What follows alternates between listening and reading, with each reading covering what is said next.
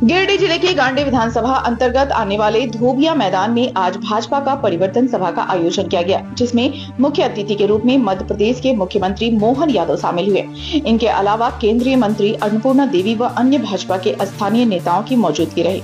मोहन यादव ने सभा को संबोधित करते हुए जमकर कांग्रेस और झारखंड मुक्ति मोर्चा को आड़े हाथे लिया और कहा कि इस बार झारखंड की जनता ने परिवर्तन का मूड बना लिया है। भाजपा प्रचंड बहुमत से इस बार झारखंड में सरकार बनाएगी। वहीं सोरेन का परिवार पूरी इस बार झारखंड से उखाड़ फेंकने का काम करेंगे और झारखंड में डबल इंजन की सरकार बनेगी।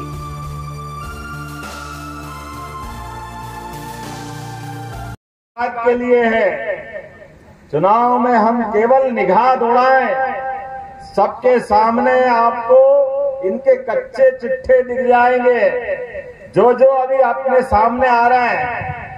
हमने हर काल हर युग में भगवान कृष्ण के काल में भी हमने सबने देखा, भगवान कृष्ण ने अपने जीवन के पहले से उनके माता पिता ने कितने कष्ट उठाए, कितनी तकलीफ उठाई। उसके बाद भगवान कृष्ण का प्रादुर्भाव हुआ तो सबसे बड़ा काम कंस को लगाता, मैं बहुत ताकतवर हूँ, बहुत पैसे वाला हूँ, सबको मार सकता हूँ, सबसे निपट सकता हूँ। चिंता मत करो, ये शिबू सोरेन भी उसी मार्ग पे है। ये परिवर्तन यात्रा भगवान कृष्ण की जयकारा करने वाली है। अब इनके दिन भी गिनती के हैं। ये परिवर्तन यात्रा परिवर्तन करके रहेगी। जोरदार ताली बजाए, अभिनंदन करें अपने संकल्प का। परिवर्तन यात्रा कहते ही एक संकल्प धारण करना पड़ता है और संकल्प इस मामले में और मायने रखता है। आप केवल तुलना कर लो पिछले चुनाव की, इसी जगह पर इसी विधानसभा में हमारे विरोधी दल के नेता ने अपनी पत्नी को चुनाव लड़वाया, झूठ बोल के वोट ले लिए कि भाई हमको वोट दिलवाओ, इनको मुख्यमंत्री बनाएंगे। कोई मुख्यमंत्री बने ना बनाए, केवल झूठ बोलना। अरे बताओ, कोई प्रदेश का कितना बड़ा दुर्भाग्य होगा। हम सब वोट देते हैं, सब अपने घर की रोटी खाते हैं। कोई जो शिबू सोरेन के परिवार से, हेमंत सोरेन के परिवार से कोई टिफिन आता किसी के घर पे? आप इतने जने बैठे, किसी को टिफिन आता है? किसी को अपने घर की खाते कि नहीं खाते? आप वोट देते हो और वोट देके सरकार बनाते हो और सरकार बनाने के बाद कितना शर्म आती है अपने को, अपने आप पे। हमारे वोट से बना हुआ मुख्यमंत्री अपने कुकर्मों के आधार पे जेल जाता है। ये दुर्भाग्यपूर्ण बात है कि नहीं है? इससे बड़ी दुर्भाग्य की बात क्या हो?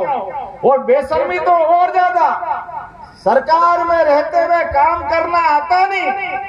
ये इतना बड़ा प्रदेश झारखंड जिसमें विकास की अपार संभावना है और हमारे भोले भाले और भले लोग जो विकास के लिए उम्मीद पालते हैं, लेकिन सबको निराशा आती है और दुर्भाग्य से आदमी जेल जाता है और जेल जाने के बाद इतनी बेशर्मी से वापस आ जाते हैं और फिर मुख्यमंत्री बनते हैं। जनता दो रोटी अपने घर का खाती है। अब की बार कोई झांसे में आने वाली नहीं है। बोलो, आने वाली है क्या? सबका संकल्प है। झूठ के भूत के पांव जैसे नहीं होते हैं, ऐसे ही झूठ के पांव नहीं होते हैं। ये कुछ भी बोले, कुछ भी कर ले, जनता इनको जान चुकी है। इसलिए मैं आज के इस परिवर्तन यात्रा में मध्य प्रदेश की धरती से आपके बीच आया हूं और आप अंदाज लगाओ इस बात का, झारखंड में किस बात की कमी है। झारखंड तो अगर ढंग से चलते तो यशस्वी प्रधानमंत्री के आशीर्वाद से सभी राज्यों का भला हुआ, लेकिन ये तो इतने बड़े वाले हैं, इनके अपने अहंकार, इनका अपना घमंड, इनके अपने कार्य प्रणाली, ये झारखंड के विकास के लिए तो एक बार भी दिल्ली के साथ चलने को तैयार नहीं हुए, उल्टे काम करने लगे। और मुझे इस बात का बड़ा दुख है कि जैसे कर्म करोगे वैसा फल देगा। ये हमारा हजारों साल का पुराना धार्मिक दृष्टि से हम सब समझते हैं भाव कितने प्रेम से आता है। और आज इस अवसर पर हम सब जानते हैं यशस्वी प्रधानमंत्री श्रीमान जोरदार ताली बजाओ नरेंद्र मोदी जी के लिए, जिनके कारण से हम सब न केवल देशवासी कोई सा क्षेत्र नहीं छोड़ा, एक ऐसा बेदाग निर्विवाद दुनिया के सबसे बड़े गणतंत्र का हमारा नायक यशस्वी प्रधानमंत्री, जिनके लिए हमारे देश के तो ठीक है, दुश्मन देश के लोग भी कहते कि काश नरेंद्र मोदी हमारे देश का नेता होता। हमारे दुश्मन देश वो भी चाहते कि नेता होए तो नरेंद्र मोदी जैसा हो। जोरदार जहां जाते नरेंद्र मोदी ऐसा लगता है कि वाकई लीडर आया। अभी अमेरिका जा रहा है, अमेरिका में दो पार्टी आपस में लड़ती है, लेकिन हमें इस बात की खुशी है नरेंद्र मोदी जाते तो दोनों उनका स्वागत करते। जोरदार अभिनंदन करो नरेंद्र मोदी जी का। जनता पे दिलों में राज करने का संकल्प लेके जो आदमी सोने सा तपता है, जिसने अपने जीवन में जनता के लिए, गरीब से गरीब व्यक्ति की बेहतरी के लिए काम करते हैं। आप उसके उदाहरण देखो। नरेंद्र मोदी जब सरकार में आते हैं तो संथाल आदिवासी अंचल से आने वाली राष्ट्रपति द्रौपदी मुर्मू हमारे देश की राष्ट्रपति बनती। जोरदार अभिनंदन करो हमारी अपनी राष्ट्रपति के लिए। ये आदिवासियों के लिए हमारी पार्टी का तरीका है, ये नरेंद्र मोदी का काम करने का तरीका है। 55 साल तक कांग्रेस ने सरकार चलाई, कभी आदिवासियों का भला नहीं किया। हमारे पास सरकार आई, आते ही हमने राष्ट्रपति को, आदिवासी बहन को मौका दिया। आप बताओ, हम में से जो धूप में तपते हैं उनका रंग अगर सांवला हो जाता तो इसका मतलब वो अपने देश के नहीं है। ये कांग्रेस के लोग मजाक बनाते हैं कि वो हमारे नेता, उनका रंग अपना कहीं और हो गया तो वो अफ्रीका की। ये कांग्रेस की मानसिकता, बड़े दुर्भाग्य के साथ कहना पड़ेगा।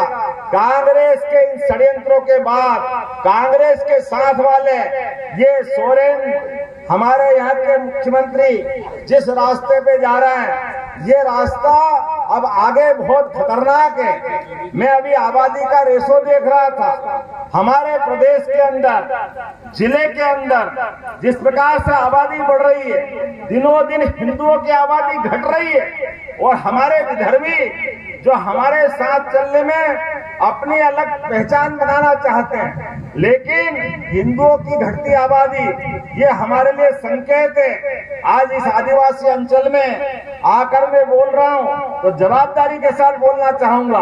2011 की जनगणना का रिकॉर्ड देख लो, लगातार हमारी आबादी घटती जा रही है और जो हमारे विधर्मी लोग हैं उनकी आबादी बढ़ती जा रही है। मैं स्वर्गीय अटल बिहारी वाजपेयी जी को याद करना चाहूंगा।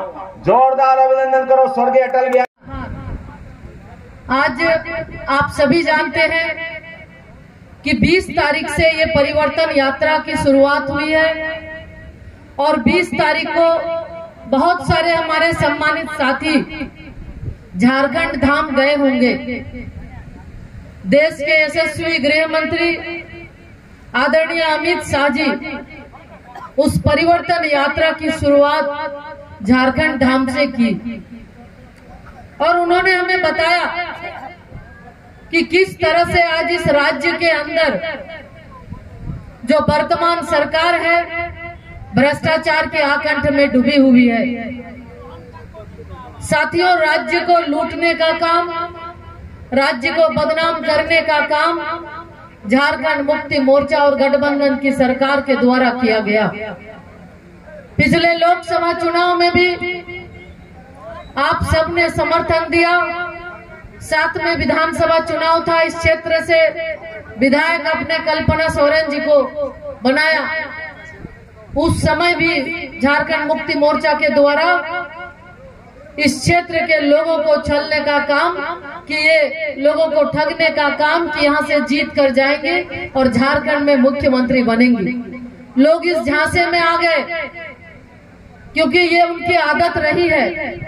जब विधानसभा चुनाव था उस समय भी बहुत बड़े बड़े वादे इस गठबंधन की सरकार ने, हेमंत सोरेन जी ने इस राज्य की जनता से किया। राज्य के नौजवानों को 5 लाख सरकारी नौकरी देंगे। नौकरी न दे पाने की स्थिति में 5,000 और 7,000 बेरोजगारी भत्ता देंगे। अगर वो भी न दे पाए तो राजनीति से संन्यास ले लेंगे। इस सूबे के मुख्यमंत्री का ये कथन था। हमारे यहाँ युवा साथी बैठे हैं, किसी को बेरोजगारी भत्ता मिली क्या? किसी को नहीं मिली। महिलाओं को चूल्हा खर्च के 72,000 रुपया सालाना देंगे, लेकिन वो भी 72,000 हमारी महिलाओं को नहीं मिला। आज जब चुनाव उनके सर पे है तब महिलाओं की, बहनों की याद उन्हें आई और 1,000 रुपया मैया सम्मान के रूप में वो अभी लोगों को लुभाने के लिए हमारी महिलाओं को वो दे रहे हैं। लेकिन मुख्यमंत्री जी से हम कहना चाहेंगे, हेमंत सोरेन जी, राज्य की जनता अब आपके झांसे में नहीं आने वाली। जिस तरह से प्रदेश को आपने बदनाम किया, जल जंगल जमीन की बात करने वाले, इस प्रदेश को बदनाम करने का काम, छलने और लूटने का काम आपने किया है। विभिन्न योजनाओं की शुरुआत माननीय प्रधानमंत्री जी ने की। उन्होंने वादा किया था 70 वर्ष से ऊपर सभी को आयुष्मान योजना का लाभ देंगे। उन्होंने उसको भी पूरा किया। आंगनवाड़ी बहनें, सेविका, सहायिका हो या आशा, जो सहिया दीदी है, सबको आयुष्मान भारत से जोड़ने का भी निर्णय उन्होंने लिया है। इसके साथ साथ प्रधानमंत्री आवास योजना के तहत 3 करोड़ और आवास देने की भी बात केंद्र सरकार ने, उन्होंने निर्णय कर लिया है। जो प्रधानमंत्री जी जो वादा करते हैं, जो गारंटी देते हैं, उस गारंटी को पूरा होने की भी गारंटी है। और मोदी जी ने पिछले 100 दिन के अंदर उन सारे गारंटी को उन्होंने पूरा किया। 1 करोड़ शहरी और 2 करोड़ ग्रामीण क्षेत्र में आवास देने का उन्होंने निर्णय लिया है और ये काम शुरू भी तेजी के साथ शुरू भी हो रहा है। साथ ही साथ भारत सरकार के माध्यम से लगातार राज्य, चाहे कोई भी राज्य हो, हर एक राज्य में अभी प्रधानमंत्री ग्राम सड़क योजना के माध्यम से 49,000 जो बसावटे हैं उसको भी जोड़ने का काम इस बार अभी स्वीकृति उसकी भी मिल चुकी है।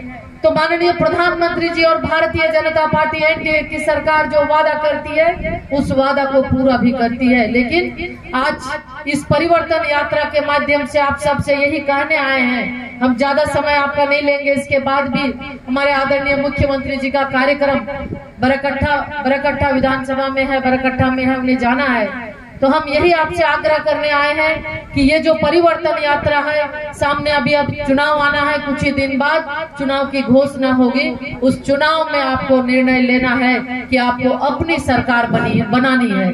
और हम आप सबसे ये कहना चाहेंगे कि एक नारा आदरणीय गृह मंत्री जी ने दिया है कि न सहेंगे न कहेंगे, बदल कर रहेंगे। हम आपसे आग्रह करेंगे कि एक बार दोनों हाथ उठाकर आप हमारे साथ ये नारा आप लगाएं। हम कहेंगे न सहेंगे न कहेंगे, आप कहिएगा बदल कर रहेंगे। न कहेंगे न सहेंगे, बदल के रहेंगे, कहेंगे न सहेंगे, बदल के रहेंगे।